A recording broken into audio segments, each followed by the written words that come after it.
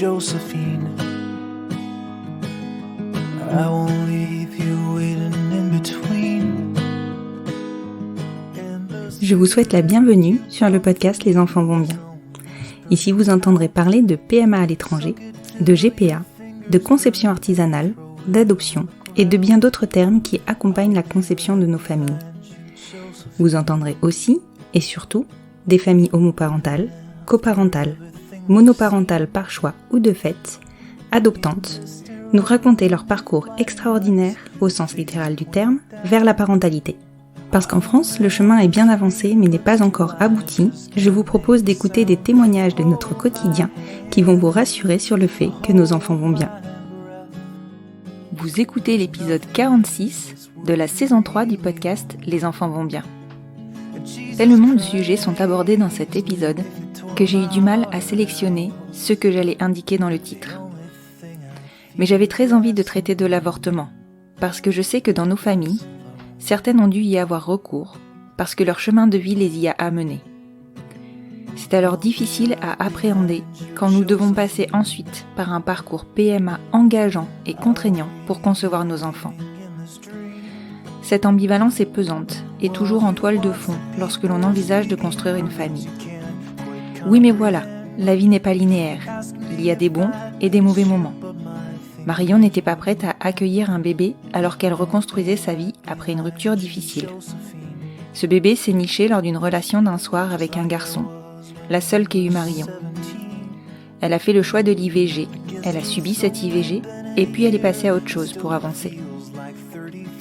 Son esprit y est accru très fort et pourtant, ce petit bébé n'était pas décidé à se laisser déloger. 4 mois et demi plus tard, Marion découvre qu'elle est toujours enceinte d'une petite fille qui s'appellera Stella. Alors elle a composé, elle a transformé le contexte pour que finalement elle soit en mesure de l'accueillir. Et puis elle a rencontré Elisabeth, qui a souhaité devenir la maman de Stella, elle aussi. Ça aura pris 10 ans de montagnes russes, d'angoisse parce que le géniteur de Stella est réapparu dans leur vie, d'insécurité parce qu'il faut encore se battre pour pouvoir adopter nos enfants. Je vous laisse découvrir leur histoire et je vous souhaite une bonne écoute. Bonjour Marion. Bonjour Constance. Je te remercie beaucoup de t'être rendue disponible pour cet enregistrement. Je vais préciser tout de suite que cet épisode est un petit peu différent des épisodes que j'ai l'habitude d'enregistrer et que donc il peut ne pas être bien entendu ou ne pas être facilement entendu. Donc vous êtes libre ou non d'écouter cet épisode, particulièrement dans le contexte de nos familles, on va dire. Puisqu'aujourd'hui nous allons traiter de l'avortement et aussi un avortement dans le cadre de nos familles. Alors un peu particulier, je ne vais pas en dévoiler plus. Est-ce que pour commencer, Marion, tu peux te représenter, puisqu'on t'a déjà entendu dans un podcast de la Saint-Valentin, qu'on a déjà entendu Stella, et qu'on t'a déjà aussi entendu sur un des petits podcasts de l'été. Oui, alors bonjour, moi c'est Marion, ou Marmotte pour les intimes. J'ai bientôt 33 ans. Et je suis mariée à Elisabeth et nous sommes les mamans de Stella, qu'on appelle Marmottine, et d'une petite brioche qui est prévue pour bientôt, très bientôt. Très très bientôt. Pour resituer rapidement le contexte, tu as rencontré Elisabeth, il y a combien de temps ? Alors avec Elisabeth, on s'est rencontrés en avril 2015, le lendemain des 3 ans de Stella. Voilà. Et donc Stella est arrivée dans ta vie, donc tu as rencontré Stella avant Elisabeth, on est bien d'accord ? Oui, j'ai rencontré Stella bien avant Elisabeth, 3 ans avant, pour être exact. D'accord. Est-ce que tu peux nous raconter le contexte qui entoure la conception de Stella ? Évidemment. Alors du coup, Stella, elle a été conçue en juillet 2011. Quand j'étais moi-même au pair, jeune fille au pair, à Londres, donc au Royaume-Uni. J'étais partie en fait en janvier 2011 en me disant que je laissais tout derrière moi, que j'allais commencer une nouvelle vie parce que j'avais eu, comme beaucoup de gens, le cœur brisé. Et donc je me suis reconstruite dans cette ville. J'ai vécu ma meilleure vie pendant un bon paquet de mois. J'ai fait la fête, enfin bref, la vie londonienne comme on l'imagine. Et à côté de ça, enfin j'ai fait la fête, mais il se passe ce qui se passe parfois. À un moment donné, je me suis sentie un peu seule aussi et donc bon, l'alcool aidant et je la fais courte, mais en gros, j'ai fini par coucher avec un garçon, ce qui n'est absolument pas ce que j'aime parce qu'en fait, je suis vraiment, purement une nana qui aime les nanas et c'est juste la solitude, en fait et ça arrive. Mmh. C'est pas ma plus grande fierté, hein, c'est pas mon mon meilleur moment. Hem et malgré le fait qu'on se soit protégé avec ce garçon et malgré le fait que pour des raisons médicales, autres, on m'avait laissé entendre que possiblement j'aurais des difficultés à avoir des enfants, si ce n'est ne pas en enfin, si ce n'est que j'en aurais pas. Mmh. Donc à ma grande surprise, je me suis retrouvée enceinte après avoir, eu juste, un coup d'un soir. Et donc ça, c'était en juillet 2011 et je l'ai appris quasiment tout de suite, en fait, parce que je sais pas, je l'ai senti, enfin, il y avait un truc Mmh. et quand je me suis aperçue que j'étais enceinte, en fait, ça rentrait pas du tout dans mes plans. J'avais à peine 22 ans, j'avais juste un bac en poche, je vivais chez des gens parce que j'étais, du coup, jeune fille au pair. J'avais tout quitté en France, j'avais pas de travail, j'avais pas d'appart, j'avais rien et en revanche, ce que j'avais, c'était une éducation assez, ouverte de ma famille et assez féministe presque et du coup, ça s'est pas posé vraiment comme une question pour moi. Je me suis dit: «OK, genre, c'est une décision très dure à prendre, mais en 24-48 heures, la décision d'avorter, elle était prise» et donc Mmh. j'ai appelé, une de mes meilleures amies. J'ai pleuré, pendant des heures parce que, ben, c'était quand même une décision dure à prendre pour moi à l'époque.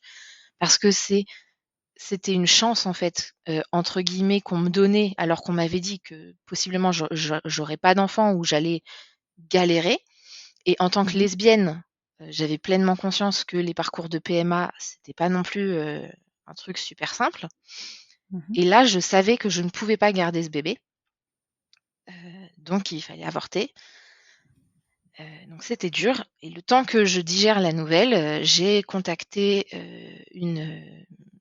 enfin un centre de planning familial en fait en banlieue parisienne, qui est aussi l'hôpital où je suis née moi-même, et j'ai pris rendez-vous. La dame m'a tout expliqué.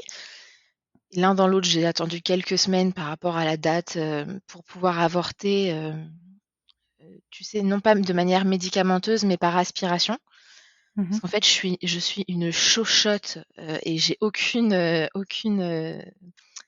je ne supporte pas la douleur et en fait, Mmh. beaucoup de gens m'ont expliqué que d'avorter de manière, médicamenteuse, ça prend des jours et tu souffres super longtemps et Ouais, j'étais pas c'est long capable, ça. en fait. Mmh. Psychologiquement, déjà, je souffrais de devoir faire ce choix-là. Je voulais pas souffrir physiquement. Sachant que j'ai des règles douloureuses, j'avais d'autant plus peur Mmh. et donc j'ai, pris rendez-vous pour aller faire une anesthésie générale et une aspiration, donc un Ouais, donc c'était avortement par assez tard du coup. aspiration. C'était pas très tard. C'était le premier jour du délai légal pour faire l'avortement par aspiration. D'accord. Donc je sais plus, enfin ça fait 10 ans donc j'ai un peu oublié les délais, mais de mémoire, il y avait, je crois que tu as 5 semaines, il faudra vérifier ça. Tu dois avoir voilà quelques semaines pour faire par médicament en fait et Mmh. après tu as une autre période où tu peux faire par aspiration et moi j'étais sur le premier jour du délai légal par aspiration parce que je voulais quand même avorter assez vite vu qu'il fallait que je retourne, à Londres. C'était sur mes vacances d'été Ouais, d'accord. Tu avais organisé ça pour que ça tombe, c'est ce que j'allais te et demander, pourquoi Paris et pas Londres du coup? et ben, en fait, ouais, c'est ça, Stella a été conçue, mi-juillet.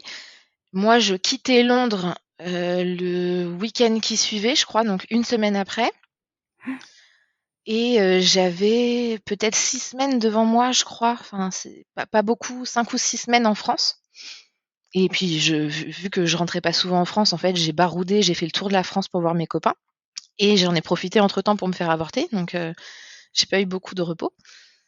Et donc je suis allée à l'hôpital et c'était super dur et l'un dans l'autre, j'ai dû mettre ma maman au courant parce qu'en fait, il fallait forcément quelqu'un pour accompagner en cas d'avortement. Dans cet hôpital, en tout cas, c'était le process et notamment quelqu'un pour venir chercher la personne. Donc évidemment, moi, j'ai pris la seule personne qui ne conduit pas. Ma maman, elle ne conduit pas, donc elle est venue me chercher en bus, Mmh. et c'était très, très dur psychologiquement, mais Mais ma mère m'a beaucoup aidée parce qu'en fait, elle m'aidait à voir la réalité en face, qui était que j'avais rien pour accueillir ce bébé et que j'étais partie vivre à Londres pour avoir une meilleure vie et pour construire quelque chose et qu'avec un bébé dans les pattes, j'allais jamais y arriver. Mmh. Et j'ai avorté. Je suis allée, chez ma grand-mère de cœur pendant quelques jours pour me reposer après ça, en Beauce, là où finalement, j'habite maintenant, donc c'est assez rigolo. Et l'un dans l'autre, à l'époque, il y avait, un bar à Paris qui s'appelait Le Troisième Lieu Oui, c'est vrai. et c'est ça, c'était un super bar et j'ai réussi à sortir dans ce bar, enfin, j'étais sortie dans ce bar quelques jours avant d'avorter et j'avais fait des rencontres de nanas sympas et donc on discutait pendant le temps où je me reposais après mon avortement et en fait, je pense que je suis tombée un peu, à l'époque, je disais croque-love, c'est un peu qui coulole de dire ça, mais je suis tombée un peu sous le charme d'une nana et donc enfin, j'ai bousculé mes vacances, en fait, pour aller, après ma semaine de repos post-avortement, pour aller la voir et donc il y a une erreur que j'ai fait à ce moment-là et qui est la mienne, c'est que je j'ai pas fait l'écho de contrôle post-avortement parce qu'elle m'a été présentée comme une écho de enfin comme un rendez-vous, c'est pas une écho de contrôle, qu'on m'a présenté, c'est un rendez-vous de contrôle, qui était fait avec la psychologue pour vérifier que tout allait bien et en fait, je me suis «auto-médiquée» entre guillemets parce que moi j'ai décrété que tout allait bien vu que j'étais en train de tomber amoureuse d'une nana et que j'étais sur mon nuage et que voilà, l'avortement c'était dur mais finalement c'était passé Mmh. et donc je ne suis pas allée, j'ai fait l'impasse sur le rendez-vous de contrôle pensant qu'il était avec un psy. Et on m'a dit, des années après qu'en fait, c'était pas avec un psy, c'était avec un échographiste ou un échographe, enfin une personne qui fait les échographies. Mmh. Mais parce que, attends, reprenons du début. Donc en fait, Voilà. tu es quand même suivie, est-ce que tu es suivie du départ par un psychologue ou pas? Ou est-ce que Non, c'était seulement ce fameux rendez-vous qui potentiellement, t'a été présenté comme étant un ouais, rendez-vous, d'accompagnement? j'ai pas été non, alors je je n'ai pas été suivie par un psychologue, j'ai été suivie, enfin suivie non, parce qu'un rendez-vous, c'est pas un suivi. J'ai vu une personne au planning familial qui n'était pas psychologue, je crois, en tout cas, ça m'est pas, j'ai pas en tête que cette personne était psychologue, mais une personne qui m'a expliqué les options qui s'ouvraient devant moi, le garder le bébé, faire un avortement médicamenteux, faire un avortement, par aspiration, le mettre à l'adoption sous X, enfin voilà, elle m'a expliqué toutes mes options, Mmh. et c'est tout ce que j'ai vu. Après j'ai vu, l'anesthésiste peut-être et le jour de l'avortement, l'équipe qui m'a pris en charge, mais j'ai pas vu de psychologue, D'accord. OK. de mémoire. Et donc du coup, à ce moment-là, on t'a pas expliqué du tout, quel était le contenu de ce dernier rendez-vous qui était, donc un rendez-vous de contrôle? Non, en fait, la dame, quand je suis sortie de la maternité, on m'a donné un papier en me disant que je pouvais me rendre pour mon rendez-vous de suivi à, telle date, tel bâtiment, Mmh. pour un rendez-vous de suivi et de contrôle. Donc suivi et contrôle pour moi, ça voulait dire, physique, en fait. Ouais, bien sûr. Est-ce qu'il y a des séquelles? Est-ce que voilà, c'était pour moi, c'était vraiment ça. Après j'avais 22 ans, j'étais peut-être pas aussi renseignée non plus, je sais pas.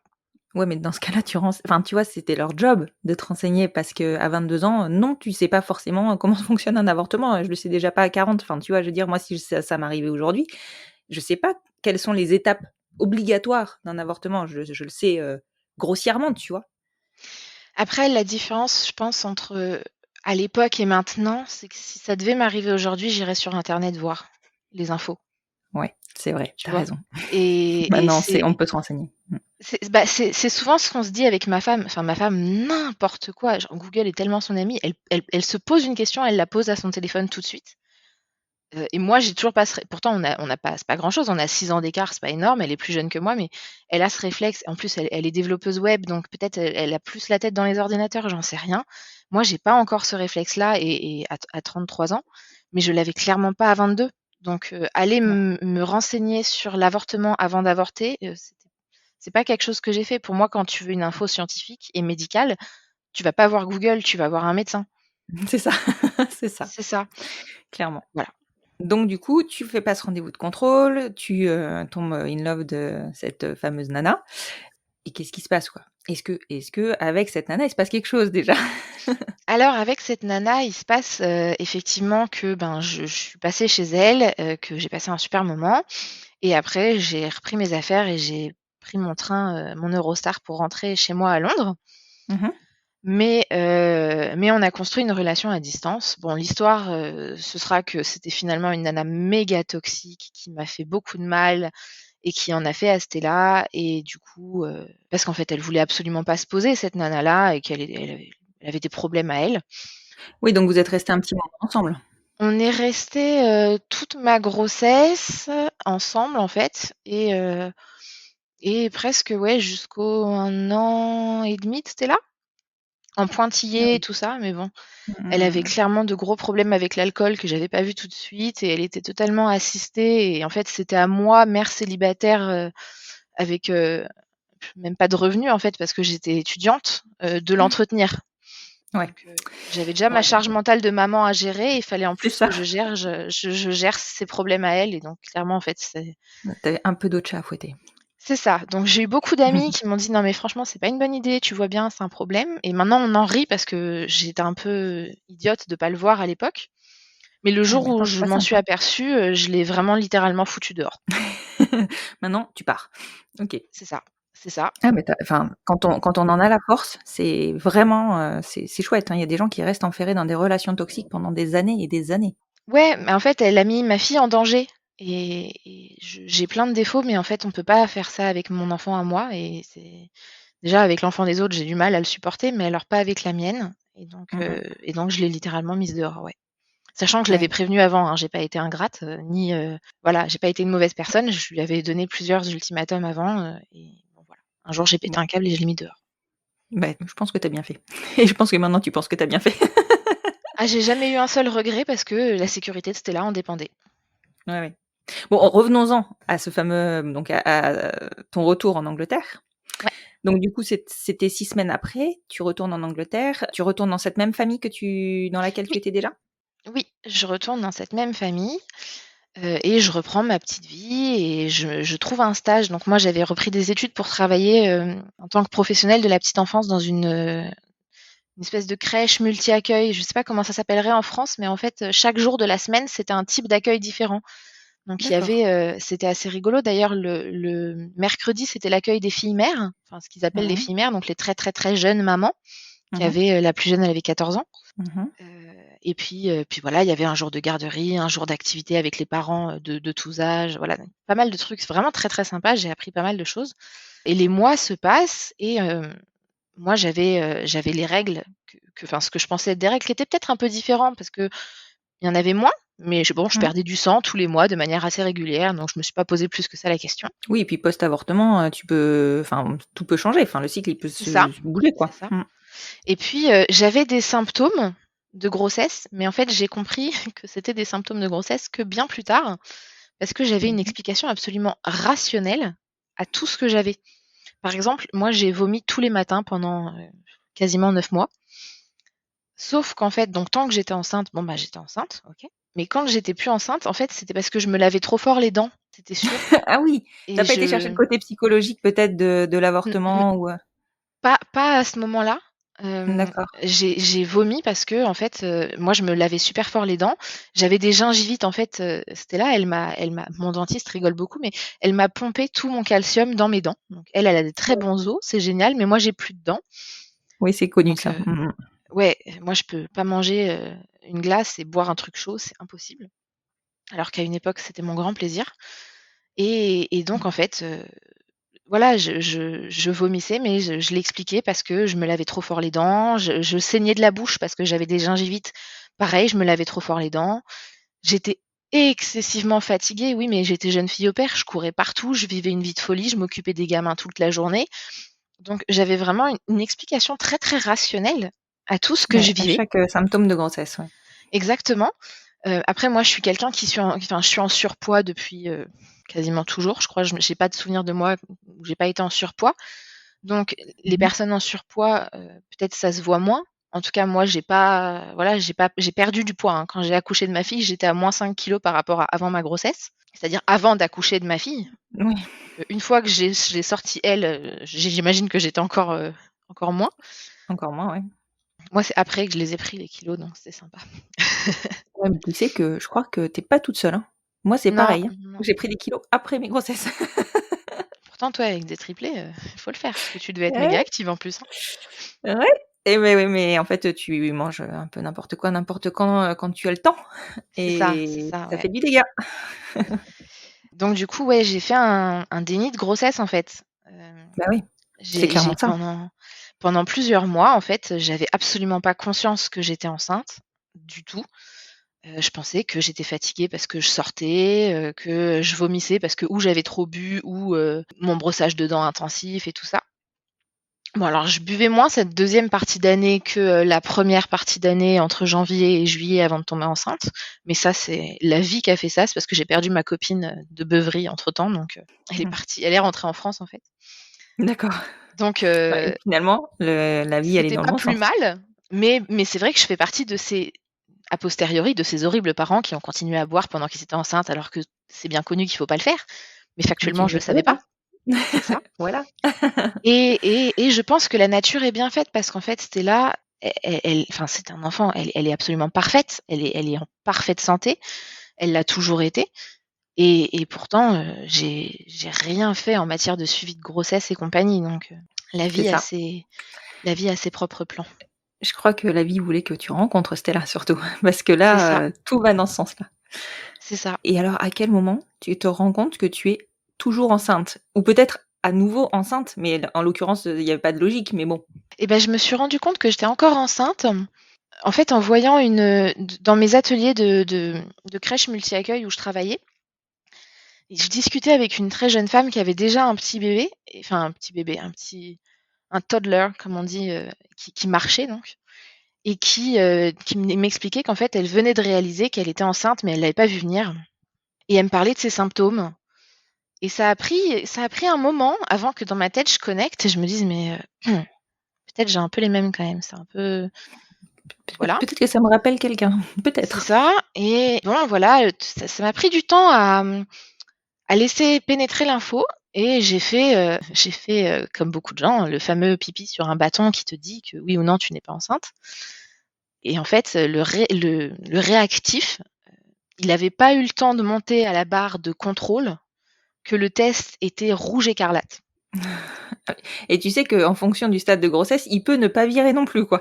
Donc Bah nous, enfin moi en tout cas, il est monté, comme ça en 2 secondes. Ils te disent: «Il faut attendre», je sais plus 3 minutes je crois.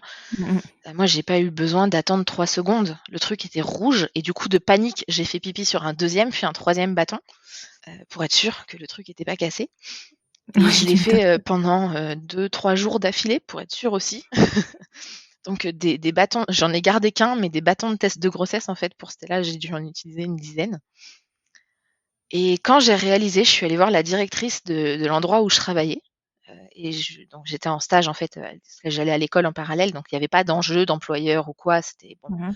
une directrice de stage. Je suis allée la voir et je lui ai dit: «Écoute, je suis un peu en panique parce que j'ai fait pipi sur un test, je suis enceinte, mais dans ce pays, je sais pas ce que je dois faire» et je lui ai expliqué que j'avais avorté, que Oui, c voilà, parce que toi aussi, dans ta tête, il a fallu que ça c'est ça ça, s'imprègne, quoi. c'est ça. Après moi, je suis le genre de personne qui peut s'habituer à beaucoup de choses. Enfin, tu le sais Constance, Mmh. parce qu'en parallèle, Constance nous suit, avec, Élisabeth qui est enceinte parce que c'est notre doula et du coup, Constance a vécu avec nous beaucoup de choses pour lesquelles on a dû s'adapter. Tout à fait. Et donc Constance, tu sais que je suis capable de m'adapter, il faut juste me laisser, 24-48 heures pour digérer les nouvelles. Mmh mh. Et donc une fois que j'ai percuté que j'étais enceinte, et que c'était pas, des restes de je sais pas, de produits ou quoi, parce que ça faisait bien des Mmh. mois, j'ai voulu comprendre ce qu'il fallait que je fasse, en fait et j'ai été suivie Bah oui. donc sur les recommandations de cette personne, dans un des plus grands hôpitaux de Londres et je me souviens de ça faisait 5 jours que je savais que enfin 5 jours que j'avais fait pipi sur le bâton, donc je savais que j'étais encore enceinte et je suis allée voir un monsieur, heu, il était gynécologue, mais la vérité, je sais c'était un vieux gris-gris, quoi, le mec qui tu il a le diplôme parce qu'il faut un diplôme, mais en fait, c'est un sorcier, il a le truc dans les doigts. Mhm. Il m'a mis sur la table d'examen, il m'a regardé, il m'a dit: «Pourquoi vous êtes là?» Et donc je lui explique mon cas. Il met la main sur mon ventre et j'avais pas de ventre. Enfin, Mhm. j'étais juste un peu grosse, mais j'avais pas du tout de ventre de femme enceinte du tout. Et le mec appuie dans un sens puis dans l'autre. Il me dit: «Mais là, si c'est pas des jumeaux, vous aurez de la chance. Bien sûr que vous êtes enceinte». Des jumeaux. Oh. J'avais 22 ans, j'étais toute seule. Et puis bon, l'anglais, je me débrouille bien, mais c'est pas ma langue maternelle non plus, quoi. Et Mhm. maintenant, j'ai un bien meilleur niveau que ce que j'avais à l'époque. Donc je me suis vraiment dit: «Le mec, j'ai pas compris ce qu'il me dit, en fait». Et je lui ai demandé de répéter 2 fois. Et c'est son interne, ou enfin, c'est le Mhm. jeune avec lui qui devait être son interne, qui m'a réexpliqué: «Non, non, en fait, vous êtes bien enceinte». Et là, j'ai pris un coup, alors que je le savais, en fait. Mais là, j'ai pris un coup parce Mhm. que j'avais trop peur d'avoir des jumeaux. Et en plus, non, mais des fois, ils Ah, font vraiment pas attention à ce qu'ils disent, hein. c'est ça. Mais factuellement, avoir des jumeaux en soi, c'était un rêve à l'époque, mais juste pas dans ce contexte-là. Non, mais toute seule, non, mais enfin bon, C'est ça. voilà. Bref, donc c'était voilà, c'était un peu l'histoire fun. Et donc de Ouais. là, ils m'ont envoyé faire une échographie. Mhm. Et c'est une partie, après on croit ou on croit pas. Moi, je crois dur comme fer à ça, mais pendant l'échographie, la personne, elle parlait pas. Elle était très, très concentrée, cette femme-là, sur ce qu'elle faisait, parce que j'imagine qu'il y avait un enjeu. Après une fausse couche, il faut vérifier que tout va bien et qu'il lui manque pas, un bras ou quoi que ce soit. Mhm. Elle fait tout son examen clinique et à un moment donné, moi, je vois littéralement 36 chandelles. Comme dans les dessins animés, les petites Mhm. les petites lumières qui tournent autour de ta tête. Et j'avais jamais vu ça de ma vie, en fait. J'avais jamais eu, l'expression «voir 36 chandelles», je l'ai compris ce jour-là. Mhm. Et je m'enfonce un peu plus dans le fauteuil et je me dis, et je commence à respirer en me disant: «Ça va pas, OK». Et je ferme les yeux et devant mes yeux, il y a écrit en espèce de lumière violet, quand je sais pas comment ça s'appelle ce truc-là, faudrait que je cherche depuis le temps que je raconte cette histoire, mais c'est quand on bouge très vite un flash devant une appareil photo, ça écrit des Ouais, mots. cette lumière. Voilà. Ouais, tout à fait. Et c'était écrit en violet, c'était là. Dingue. Et je savais. Je sais pas comment ça s'est passé. Je suis persuadée que son âme a parlé à la mienne, mais bon, après, on peut se dire que j'étais un peu bourrée, j'en sais rien. Ça dépend vraiment des croyances des gens. Mhm. Mais j'étais convaincue que mon bébé s'appelait Stella et que c'était une petite fille et elle allait absolument très bien, en fait. Elle allait très, très bien, cette petite fille. Ouais, là, tu connecté avec ton bébé, en fait. J'ai connecté et la dame donc finit son examen. Elle s'est pas rendue compte du tout de ce que moi je venais de vivre, en moi-même. Et à la fin de l'examen, elle me dit, «OK, est-ce que voilà, je peux vous faire mon retour?» Et je lui dis: «Oui». Elle me dit: «OK, tout va bien».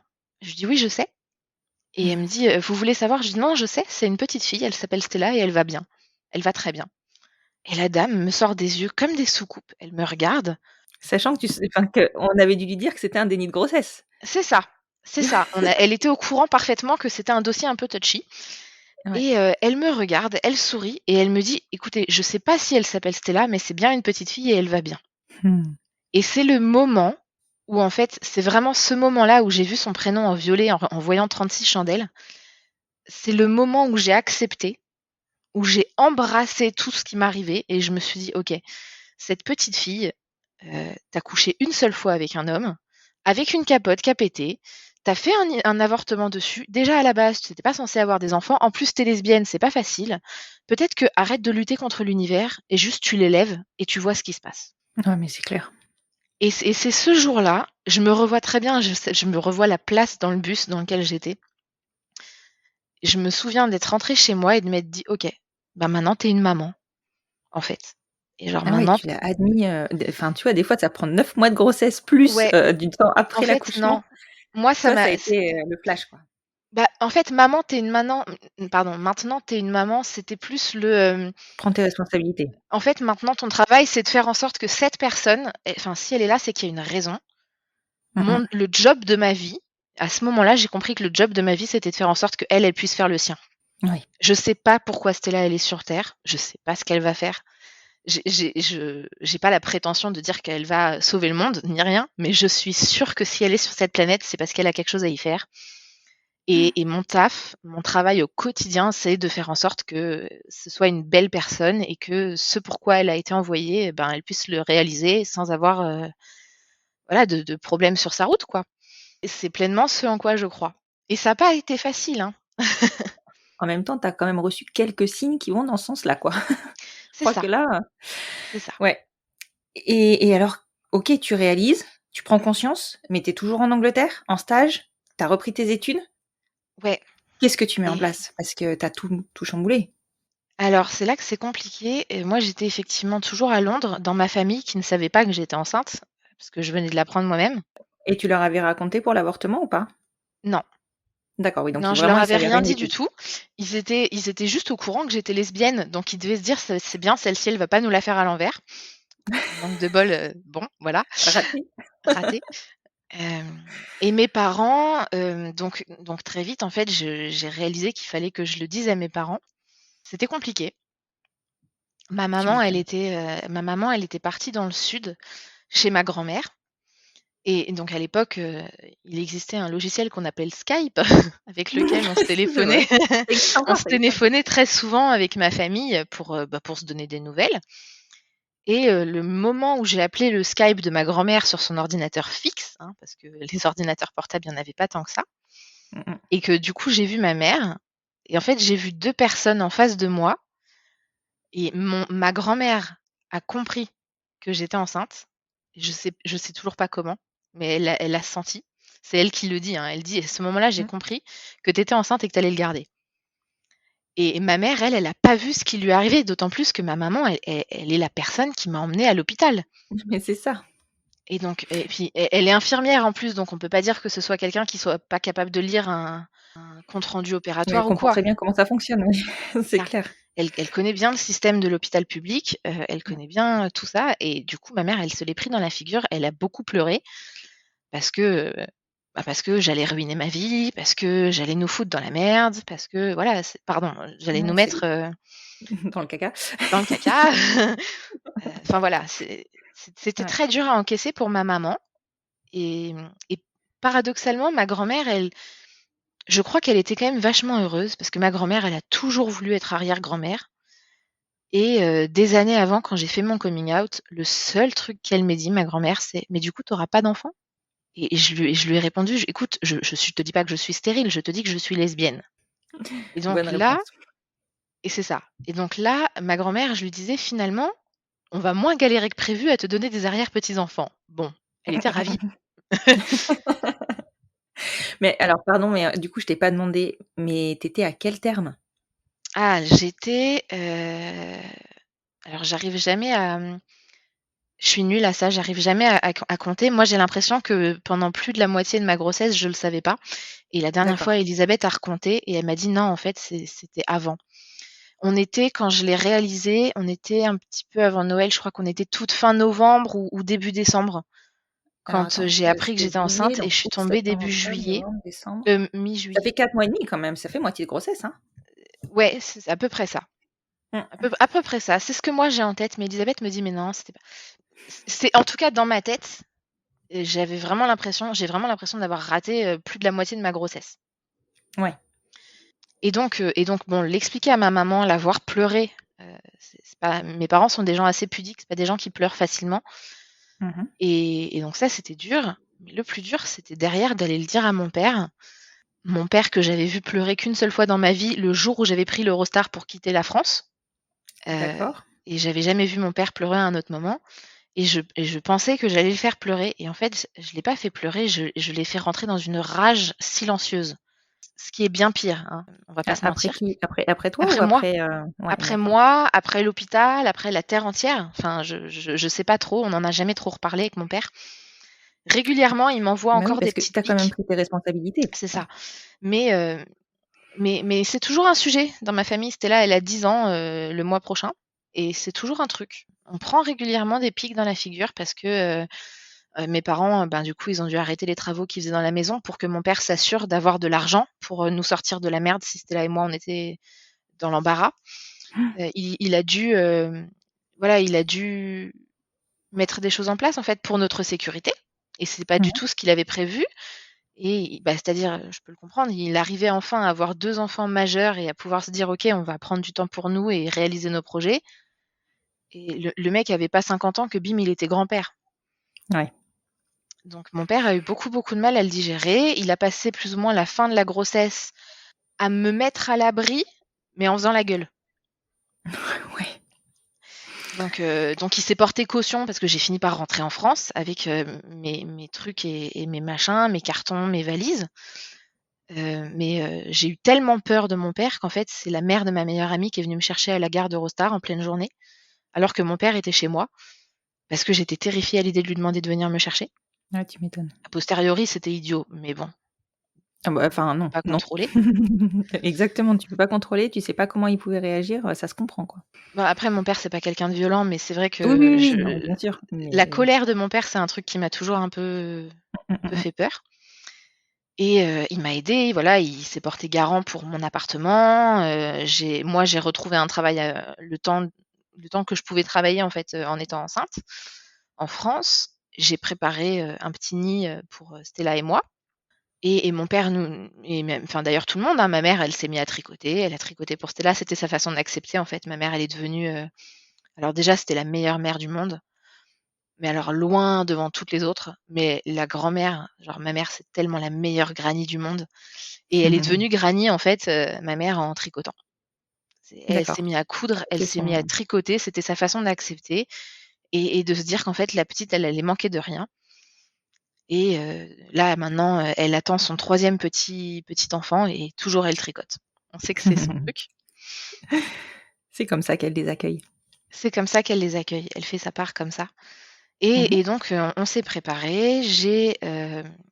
Stella, elle est tellement bien dans mon ventre qu'en fait, elle a dépassé son terme de 6 jours. Elle Mmh était mh. prévue, le 13 avril et elle est née le 19, après un déclenchement absolument, comment dire? Détestable, Intense. Ouais. et un Ah. accouchement, tout aussi, détestable et traumatique qui s'est fini en césarienne, et du coup, c'était très, très dur pour Stella et moi au début, de faire connaissance. C'était un peu, ouais, c'était un peu compliqué ce début de vie, mais je Ouais. savais Mmh. qu'il fallait que je m'accroche parce que j'avais «la foi» entre guillemets, dans le fait que si elle était là, c'est qu'il y avait une raison, donc il fallait que je m'accroche. Oui, tu avais cette certitude-là qui a fait que ça a dû t'aider, à créer le lien. Après un accouchement traumatique, c'est pas anormal d'avoir des difficultés à créer un lien. C'est même plutôt Oui, très cohérent. oui, puis pour le coup, tu vois, on disait tout à l'heure, j'ai pas été suivie par un psy quand, j'étais enceinte. Par contre, quand Stella était petite, assez rapidement, j'ai eu la chance d'être suivie par, une psychologue absolument fantastique, vraiment genre la meilleure, psychologue qui m'a été donnée de croiser dans ma vie, Mmh mh. et c'est une psychologue de la ville, de Vanves dans laquelle je vivais. Cette psychologue m'a aidée énormément, et je pense que dans les moments dans les moments de vie où j'en pouvais plus, c'était mon phare, quoi. Mmh mh. C'était mon phare. Elle m'a beaucoup, beaucoup aidée. Elle a beaucoup apaisé, la rancœur parce que, bah, j'avais perdu toute ma vie que je m'étais construite à Londres.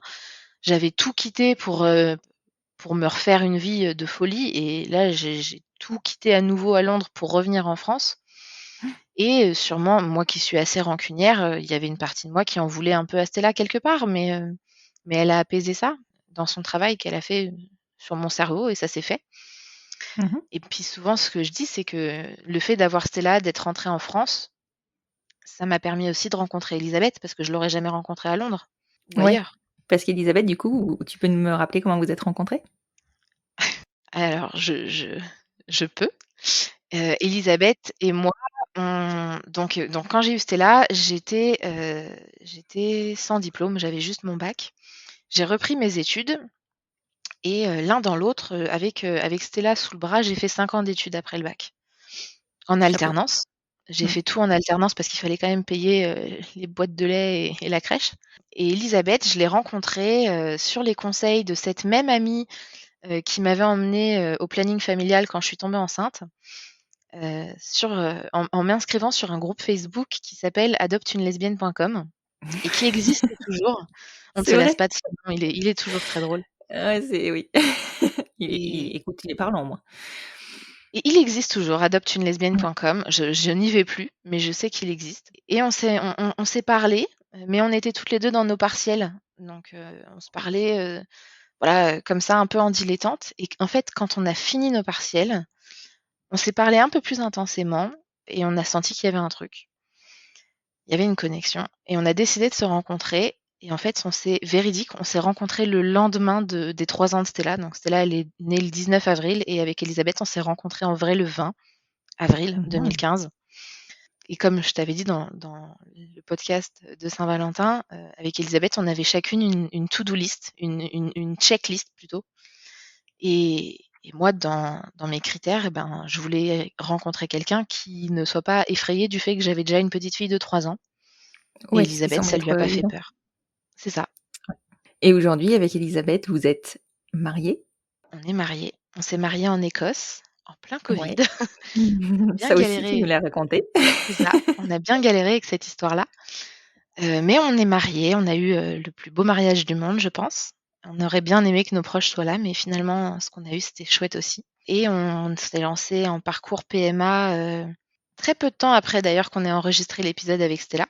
On a fait plusieurs essais et le 4e était le bon. Et aujourd'hui, donc, vous attendez ensemble une petite brioche. On attend une petite brioche, ouais. Il faut aussi noter que Elisabeth a souhaité adopter Stella. Donc, Oui, Stella a 2 mamans. oui. Depuis le podcast de Stella, les updates, c'est que effectivement, on s'est un peu battu avec le tribunal de Chartres parce que on avait posé donc dès qu'on a été mariés, qu'on a reçu notre livret de famille et qu'on a reçu le document de non-rétractation après, enfin le Consentement à document du l'adoption. notaire, en fait, le consentement, le délai de 2 mois, etc. Donc le plus rapidement qu'on a pu, on a posé le dossier au tribunal de Chartres et on a attendu un paquet de temps. La dame qui gère en fait les dossiers qui passent en commission a bien vu que notre dossier, ça faisait un moment qu'il était sur le bureau, donc elle l'a remis en haut de la pile et elle nous a fait passer à l'audience de septembre alors qu'elle nous avait dit qu'on passerait en octobre. Donc on n'a Mhm. pas pu assister à l'audience alors qu'elle nous avait vraiment, elle avait insisté pour on y assiste en nous expliquant que pour des enfants aussi grands que Stella, c'était important de se rendre dans le tribunal, d'assister à l'audience et de comprendre ce qui se passait pour eux, parce que c'était vraiment Mhm. leur vie. Donc on avait préparé Stella à ça, nous on va jamais dans les tribunaux, donc on était impatiente de vivre ça. Et elle nous appelle en septembre. Non, d'ailleurs, je les appelle pour vérifier que c'est toujours bon. Je les appelle en octobre pour vérifier que c'est toujours bon la date. Et là, elle me dit, mais non, mais votre cas, il a été passé en commission en septembre. Et je dis, ah bon, mais on n'a pas été prévenu. Et elle nous explique que le Covid, elle a vu qu'on avait attendu, du coup, elle a voulu accélérer. Et je demande du coup ce qu'il en est, le jugement. Et l'un dans l'autre, après moult discussions et allers-retours, j'apprends qu'on a été rejeté. Notre demande a été rejetée. Alors là-dessus, je sors D'accord. de mes gonds parce que moi, j'avais fait un dossier méga solide, c'est-à-dire avec toute l'expérience qu'on a dans notre communauté de famille LGBTQIA+, j'avais bien regardé les lettres, les témoignages, les albums photos, tout ce qu'il fallait. Le Mhm. tribunal de Chartres, il demande rien, juste le CERFA, mais j'avais mis en plus des choses pour pas me faire recaler justement, et là on me recale. Et j'ai dit c'est pas possible. J'ai fait la nana têtue. Je suis allée sur internet. Merci le collectif famille parce que j'ai mis le lien du collectif famille où c'est bien expliqué les conditions à remplir pour pouvoir adopter l'enfant du conjoint.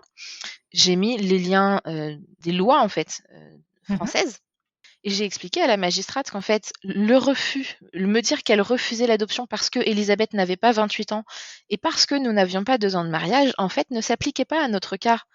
Relis la loi, madame. Et en fait, ça ne s'applique pas. Et donc, une fois que je lui ai mis le nez dans son erreur et que je lui ai expliqué qu'en 2 clics sur Google, moi, je pouvais lui trouver L'info. la loi à appliquer et l'information à utiliser, bizarrement, ils ont revu leur jugement et ça a pris encore évidemment, hein, encore 1 ou 2 mois pour avoir la nouvelle audience. Après, ça nous a pris un temps infini, encore oui, donc ça a pris 1 mois entre l'audience négative et l'audience positive. Après, ça a pris 2 mois pour qu'on reçoive le jugement.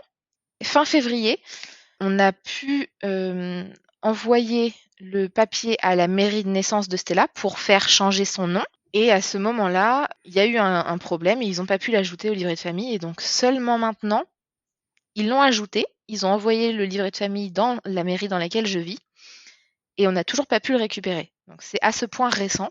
Pourtant, le livret de famille, Ouais, c'est pas un truc que je laisse traîner, mais c'est à ce point récent qu'on n'a toujours pas pu le récupérer et on est mi-mars. ouais. Voilà où Ça a on été en long. est. Donc Stella a officiellement 2 mamans, mais elle a toujours pas officiellement le même nom que nous sur ses papiers d'identité.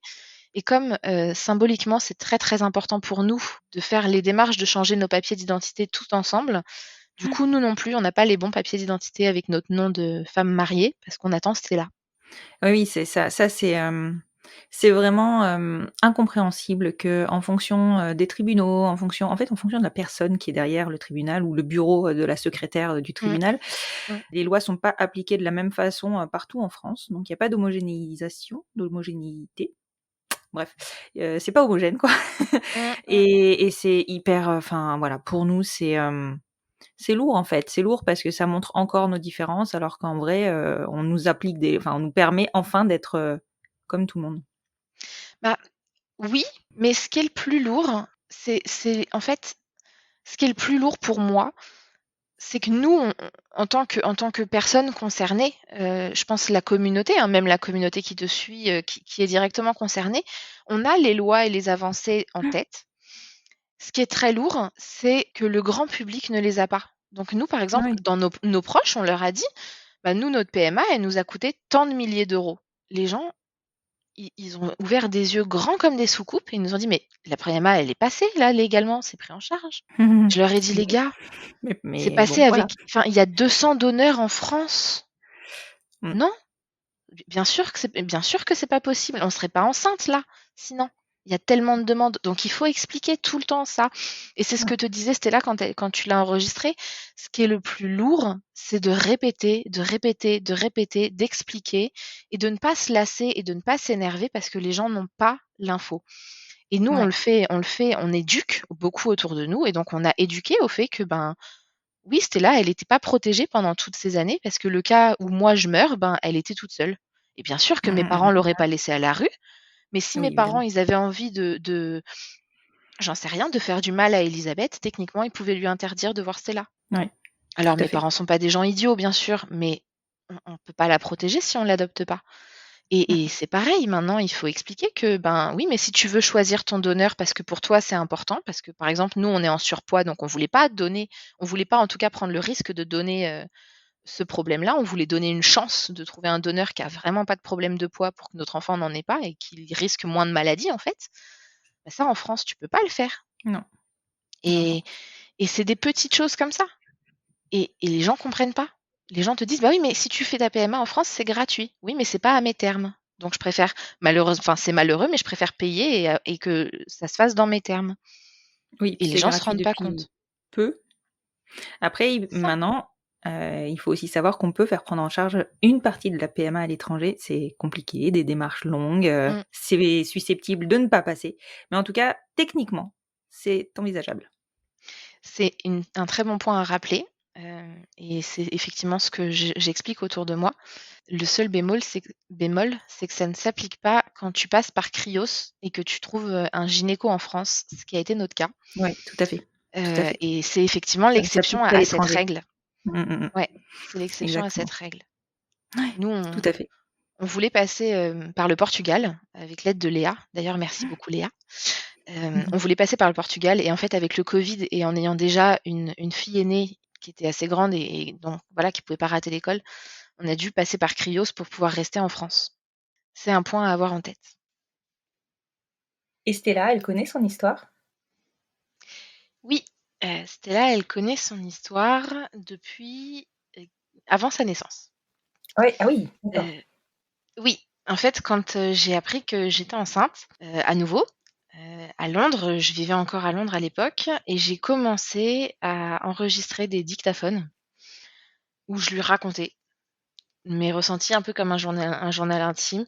Je lui disais: «Bah, voilà, je pense que je te dirais ça comme ça, je t'expliquerai avec ces mots-là parce que je sais pas à quel âge, j'avais des grandes interrogations, à quel âge on explique aux enfants qu'ils naissent pas dans les choux et donc J'avais fait en fait, j'avais pris des notes mentales et je lui expliquais en fait, voilà, je planifie de commencer à te parler de telle chose à tel moment. J'espère que tu auras pas de questions avant. Et c'est que des vagues souvenirs parce qu'en fait, mon disque dur a craché et elle n'a jamais pu entendre malheureusement ces enregistrements que j'ai faits pour elle et pourtant il y en avait des dizaines et des dizaines. Oh, c'est tellement dommage. Et c'est très, très dommage et ça me fait très, très mal au cœur d'y penser. Mais du coup, j'ai toujours pris l'habitude de toujours lui raconter les choses, de toujours lui dire la vérité, sur tous les sujets, même les sujets, qui font moins consensus. Mais, elle a toujours, toujours connu son histoire. Elle sait qu'elle est née, d'une rencontre d'un soir. Elle sait que c'était pas un enfant désiré à la base, mais que, une fois que j'ai su que j'étais toujours enceinte d'elle, ben, j'ai désiré la garder, même si j'ai pas désiré la concevoir. Elle sait que j'ai désiré la garder, que je me suis toujours battue pour elle. À partir du moment où j'ai choisi de la voir, puisque la deuxième fois, j'aurais pu faire le choix, les médecins m'avaient proposé de faire une interruption médicale de grossesse pour en gros, réparer leurs bêtises, parce que Ouais. c'est eux qui avaient raté, l'IVG. Oui, mais c'est pas tout à fait la même procédure. Non, c'est pas du tout la même procédure et du coup, j'ai l'impression que c'était un peu borderline de dire, on va faire, une interruption médicale de grossesse alors que c'est une grossesse qui allait bien. Bah oui, bien sûr. Mais c'était pour, faire passer sous le tapis le fait que, ben, ils avaient aspiré un amas de cellules au lieu d'aspirer un embryon. Ouais, bah Bon, oui.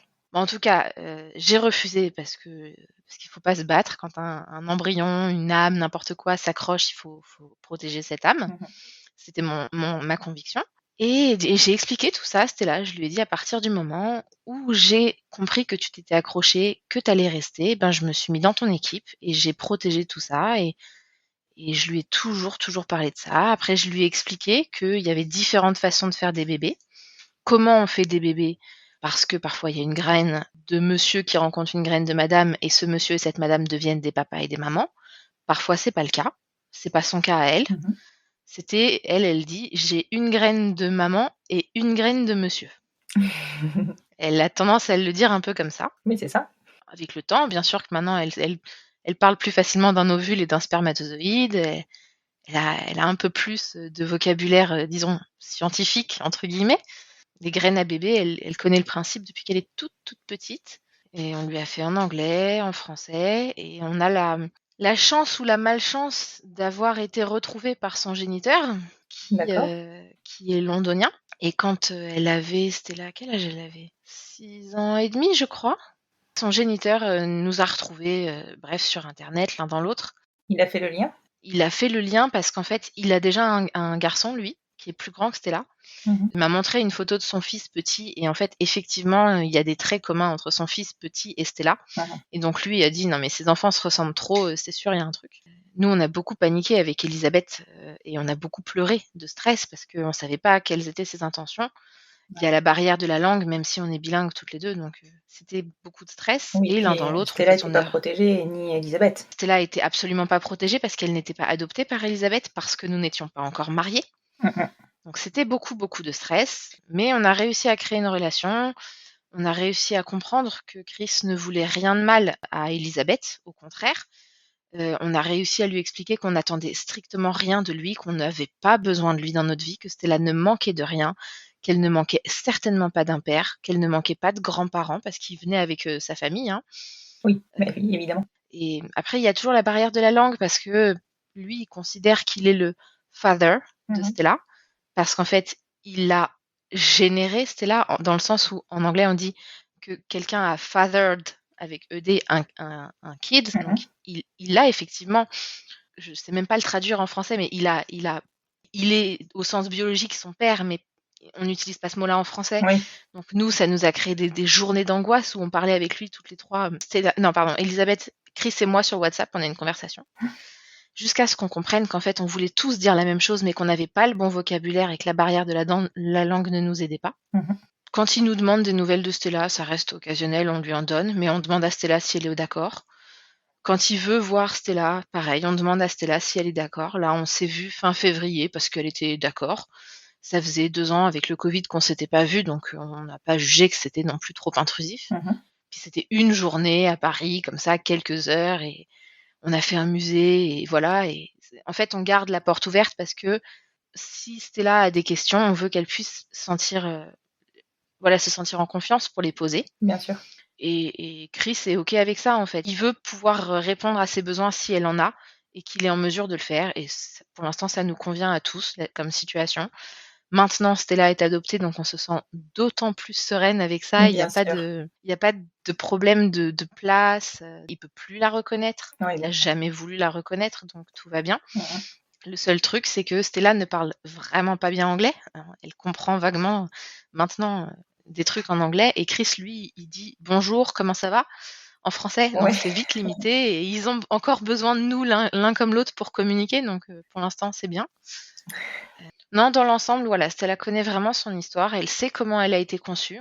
Enfin, je lui ai jamais menti. C'est très important pour nous, en fait.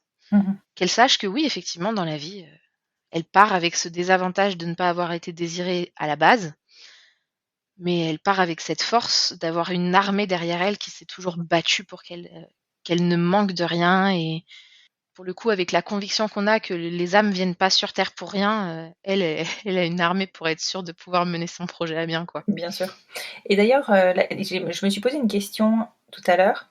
Je me suis demandé, quand les médecins t'ont proposé l'IMG, est-ce que tu as, toi, envisagé, du coup, d'aller au bout de cette grossesse et de la placer sous X, puisque tu avais la conviction que si elle s'était attachée et qu'elle était restée, c'était pas pour rien, mais tu aurais pu te Mmh. dire, j'ai toujours pas les conditions pour l'élever, je la confie à une autre famille. Si moi j'avais choisi de faire l'IVG à la base, au tout début de la grossesse, les premières semaines, c'est parce que je me connais assez pour savoir que j'aurais jamais le courage d'abandonner un enfant, sous X, Oui. en fait. Je pouvais renoncer à un embryon. Mhm. J'aurais jamais pu renoncer à un enfant que j'aurais senti bouger, avec qui j'aurais joué, parce que j'ai joué pendant quelques mois, les derniers mois où Stella était dans mon ventre, j'ai joué avec elle. Mhm. Je savais que je pourrais pas l'abandonner. Et donc non, j'ai jamais considéré, pas une seule seconde, d'accoucher sous X. Ça m'est même pas venu à l'esprit Ouais. parce que je sais pas. Je sais pas t'expliquer, Constance. C'est comme ça.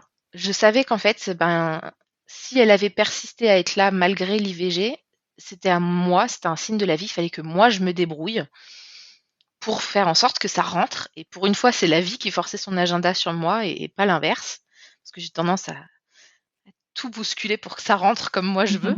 Et parfois, la vie fait des blagues. Et là, c'est la vie qui m'a dit non, ma poule, cette fois, c'est pas toi qui vas faire la loi.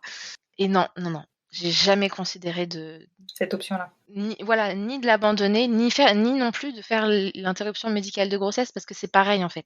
T'as eu ta chance, t'as fait une IVG, elle a raté, maintenant tu l'acceptes et tu gères, parce que si ça se produit comme ça, c'est que ça doit se produire comme ça. Bah, écoute, en tout cas, je te remercie beaucoup, Marion. Je pense que c'était vraiment hyper important de parler de ce qui peut se passer aussi quand parfois on se retrouve dans des situations qui ne sont pas nos situations familiales habituelles, parce qu'on n'a pas toute la même histoire, on n'a pas toutes su de suite qu'on était lesbienne. On a eu un parcours avant.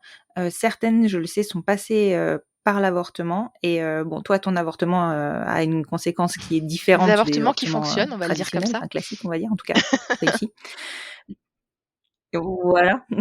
Mais je pense que c'était hyper important d'en parler parce que dans nos parcours, dans nos familles, des fois, c'est difficile de penser à son avortement, de penser enfin, de se rappeler de son avortement alors qu'on sait que derrière, on a des difficultés à procréer. Enfin, on peut pas le nier, c'est compliqué pour nous, ça coûte cher. Je suis sûre qu'il y a de l'ambivalence dans certaines familles ou même en certaines personnes par rapport à ça. Oui, et puis moi je voulais juste ajouter, si tu me permets, Bien euh, sûr. moi je regrette pas mon avortement. Je regrette pas du tout d'avoir avorté. Je sais que factuellement, dans le contexte qui était le mien, à savoir que j'avais 22 ans, que j'avais pas de diplôme, que j'avais pas d'appartement, pas de travail, parce que j'étais juste au pair en fait. C'était un peu Mmh. une année de césure en fait. Donc j'avais dans ce contexte-là rien pour accueillir ce bébé. Et donc je ne regrette pas d'avoir avorté. Et bien sûr, on dort mal, hein, et on le fait pas de gaieté de cœur, mais je savais que c'était ce qu'il y avait de mieux à faire. Et quand je me suis aperçue que j'étais toujours enceinte de Stella, en fait, j'ai changé le contexte. Et c'est ce qui fait qu'après, j'ai pu garder Stella. J'ai décidé que du coup, j'allais quitter Londres, j'allais trouver un travail, j'allais trouver un appart, j'allais me remettre dans mes études. Et donc, j'ai changé mon contexte. Ce que je ne voulais pas faire à la base. C'est pour ça que j'avais avorté. Je ne voulais pas changer mon contexte. Et c'est à ce moment-là que j'ai réalisé qu'en fait, non, faut arrêter de lutter. Et qu'il faut juste aider cet être humain à venir au monde. Faire ce choix, ça m'a pas plus apaisée parce que j'ai eu une deuxième chance. Voilà, j'avais pas de regret d'avoir fait mon avortement, c'est juste le contexte a changé, donc je l'ai pris autrement et j'ai aucun, enfin voilà, je suis claire avec ça et j'ai aucun problème à défendre l'avortement pour tout le monde et je pense que c'est important qu'on ait ce droit-là et je suis très heureuse de l'avoir moi en tant que femme. Ouais, c'est un droit important. Le droit à disposer de notre corps, c'est, je pense, essentiel. Et aujourd'hui, même dans nos familles, il peut nous arriver d'avoir recours à l'avortement. Et ça, c'est une chance. Il y a plein de pays où c'est pas possible. C'est ça. On est chanceuse de pouvoir avorter en sécurité, entre guillemets. Exactement. Je te remercie beaucoup, Marion. Et puis on te retrouve très certainement très bientôt à nouveau sur le podcast. Avec plaisir. Merci beaucoup à toi, Constance, de m'avoir donné la parole. Je t'en prie. Je suis fascinée par les dénis de grossesse et la puissance de l'esprit sur le corps.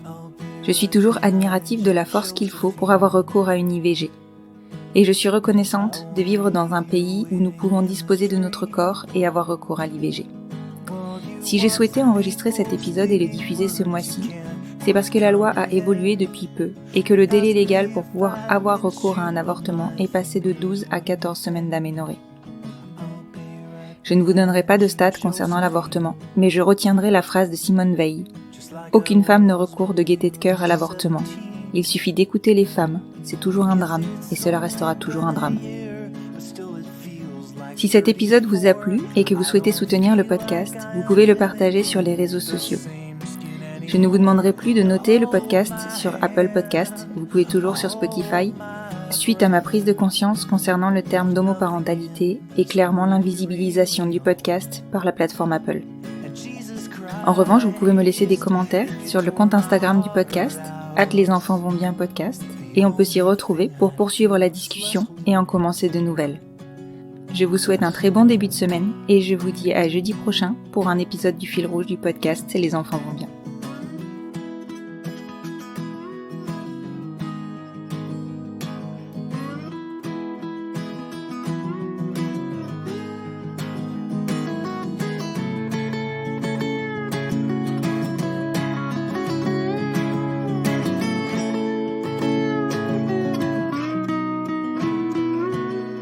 I'll be right behind you, Josephine. Even when my soul's an amputee, and my bleeding heart is sinking in the lake inside my chest. So I grab what I can cling to and I leave behind the rest. Now hold my hand, I'll hold my breath. There's nothing in this world we really own. And Jesus Christ, if you tore my heart out, the only thing I'd feel was less alone. Now hold my hand and take my breath and leave behind the things you'll never own. And Jesus Christ, please tear my heart